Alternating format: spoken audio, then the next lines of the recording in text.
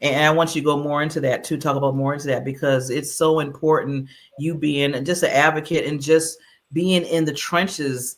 And I'm saying trenches like, being in our, but in the trenches in the sense of after the transitioning of that. I'm glad that you're working with so many people, that's been working with so many people, because it's needed. Because like you said, a lot of people some people don't get it. So I want you to just kind of just take us through that, when the people that you are helping, like the vets and everybody, with that transitioning part. Yeah, well, it's interesting because when I got out, I started a business as a salesman. And I learned and I progressed and I grew. And some people would, definitely say that I had a lot of success. Um, but I learned some of the pitfalls. And it's funny, you started with the fall down 7 times, get up 8. There's actually a story to that.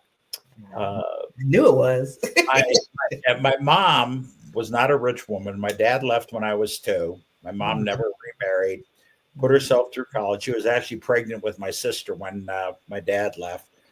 And she put herself through college, ended up getting her master's, and then went on and got her doctorate.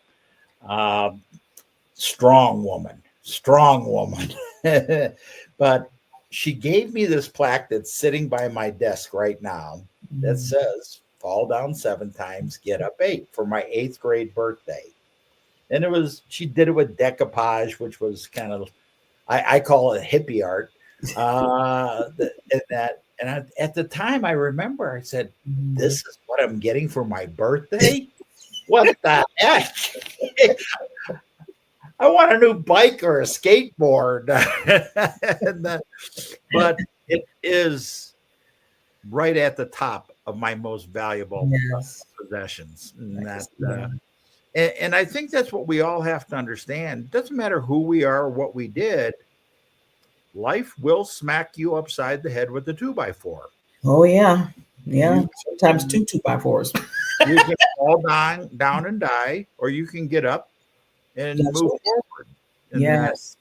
that's kind of how I try to guide my life with this whole process of what we're trying to do for our superheroes. Yes. Oh, yes. I love it. Thank you, Matt, saying that, the superheroes, and you're one of them. So just remember that.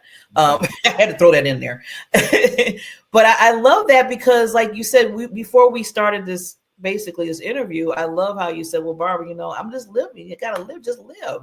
Don't worry about this or that. Just live. And I'm like, I'm so glad that you said that. And we need to take that under consideration, all of us, no matter what age we are. No matter what age we are. Very true. Yeah. My grandmother, my mom's mom, lived with us after my dad left until the 9th grade. When I was in the 9th grade, and then she went to some of her other. She had 10 kids and a foster kid that she took in. But she came over on the boat from Ireland, and that she did a lot of what we would say, you know, why would anyone do this? And that she cleaned toilets, and that she worked in a detention center. She put book bindings on Bibles. Wow. And she taught me how to be strong.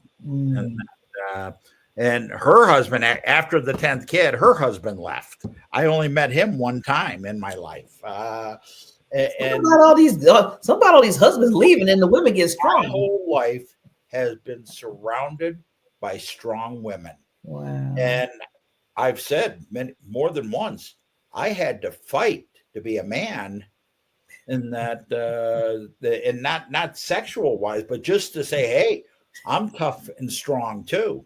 And that, but I've always looked at it as that we have to find mentors.